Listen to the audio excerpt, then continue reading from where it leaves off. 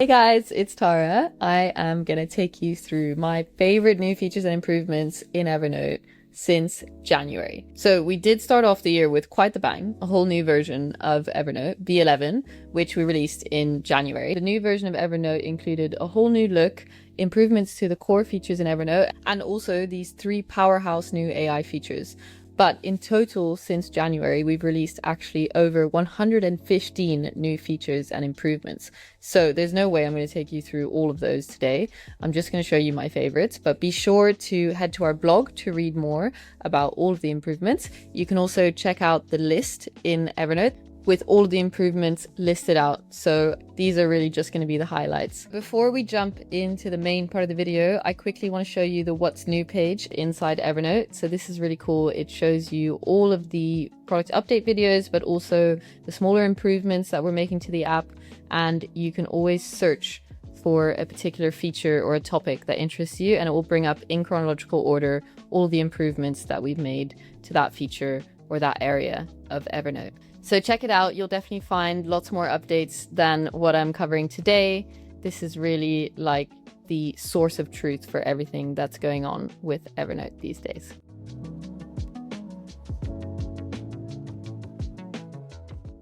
Welcome to my Life HQ. This is the sort of headquarters, if you will, of my personal life. All of my daily work starts here, and I update it over time and reorganize it based on what's going on in my life. So this right here is a callout block. It's a new feature which helps information stand out and helps you bring focus inside a long note or somewhere where there's lots of information going on. You can add them via the insert menu or / commands, and you can now also choose the emoji and set the color that you like. And speaking of the insert menu and / commands, you can favorite your most used tools in the insert menu. And the / command menu continues to become more powerful. There's loads of new tools in here to discover. Personally, I prefer using the / commands as much as possible. It really just helps me to do everything from formatting to adding new elements without even leaving my keyboard.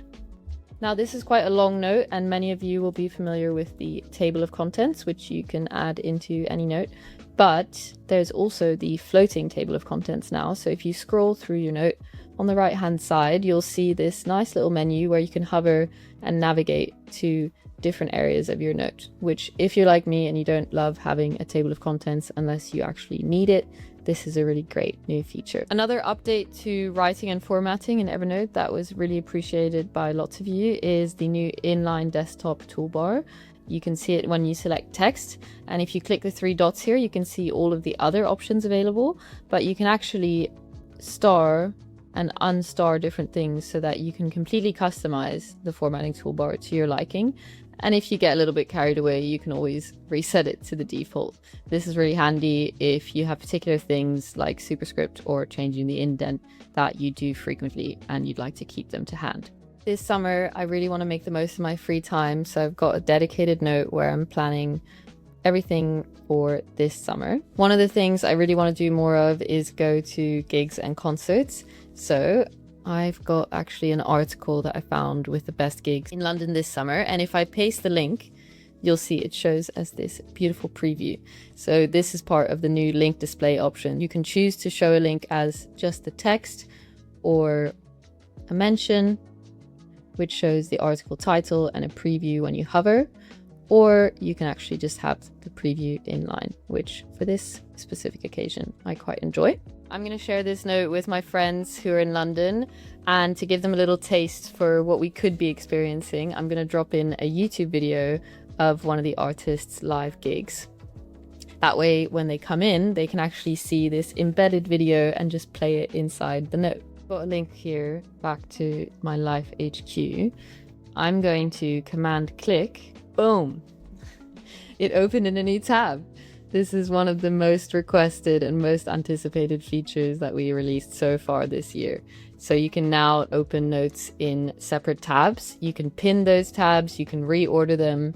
This really transforms how you multitask inside Evernote. For example, I might want to pin this tab to keep it on the left so that no matter where we navigate, I've got my Life HQ ready to go. One more thing in this theme of creating and capturing your knowledge, I want to show you Mermaid diagram. Mermaid diagrams are a really useful way to visualize information in all different types of diagrams and charts. They were originally made for coders as a way to create these visual representations of processes. If you're like me and you don't really feel like learning this language, the best advice I can give you is to ask AI Assistant to visualize any process inside a note.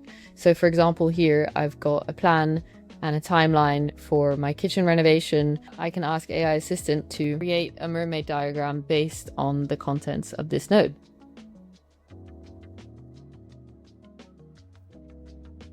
And if I insert it, you can see it's written the code for the diagram and actually shown me a timeline here of my kitchen renovation, which is just so much easier to digest.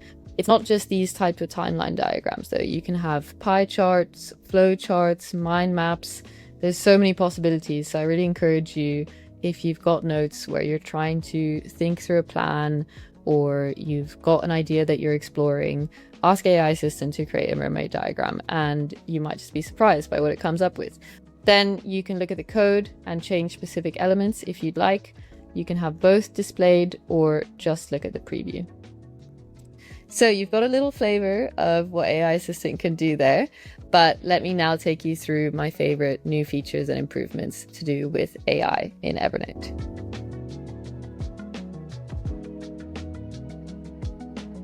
AI prompts are a really cool new feature that work with the AI Assistant to automate your repetitive tasks, or at least to save you a whole bunch of time.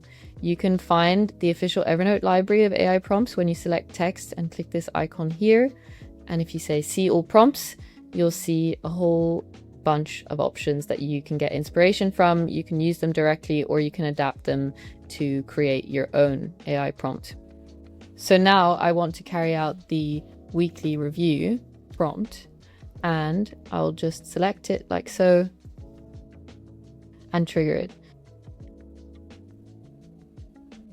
There's quite a lot there, so I'll create a new note with the content and then I can quickly see what needs doing. Another really cool thing that you can do with AI Assistant is to store preferences about how you want AI Assistant to act in certain situations by triggering its AI memory. So if you say anything like remember or store this in your memory or in future conversations do X, it will trigger the AI memory and it will show you that it's going to consider that for all future conversations.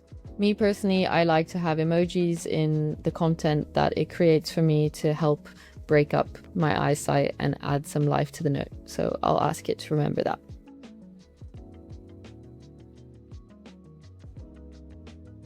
This really is just a taste of what you can do with the AI Assistant. I really encourage you to check out the AI prompt library. You can see all kinds of different examples, and these really help you stop spending too much time going back and forth with AI and instead just having a task that you trigger to get things done quicker.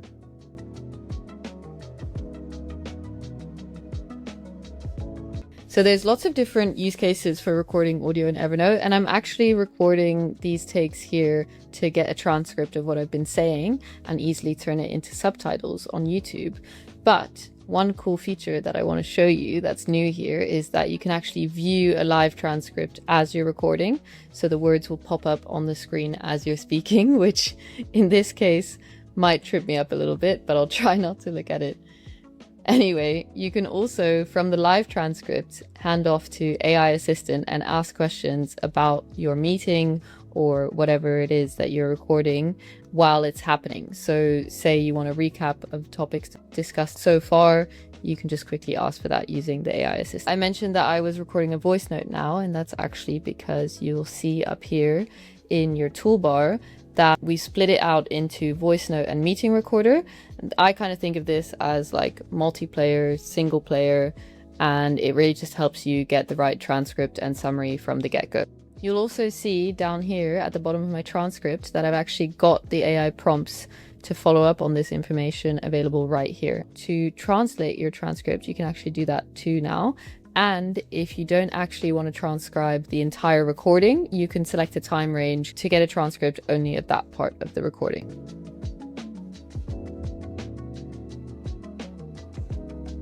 Let's quickly chat through some improvements to the mobile app. Actually, before we released the desktop inline toolbar, we actually redesigned the toolbar on mobile. So when you select text, it's now much easier to select the formatting tools that you need, and it adapts to the ones that you use most. Okay, now for one of the most anticipated updates of the last few months. AI Assistant is finally on mobile. So everything that you do on desktop and all of the improvements that I talked about, where you can update tasks, you can trigger AI prompts, and you can also use the AI memory function to store specific preferences and behaviors in AI Assistant. All of that is on mobile as well.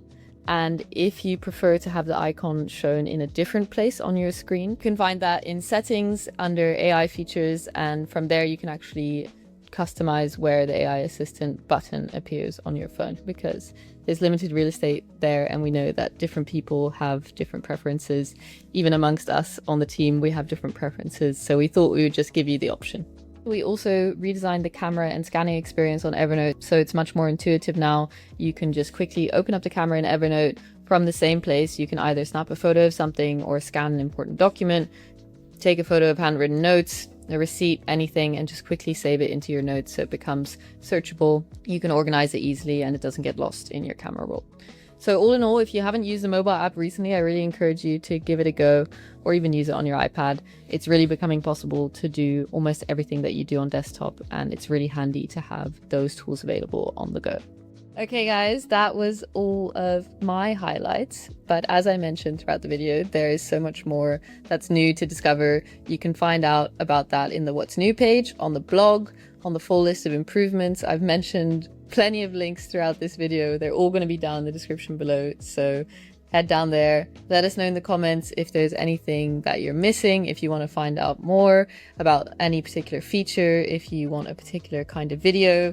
Your guys' feedback and your active discussions with us online really drive how we push Evernote forward and the new features we develop. So we really appreciate you for sharing your thoughts and opinions with us, and we hope you continue to do so.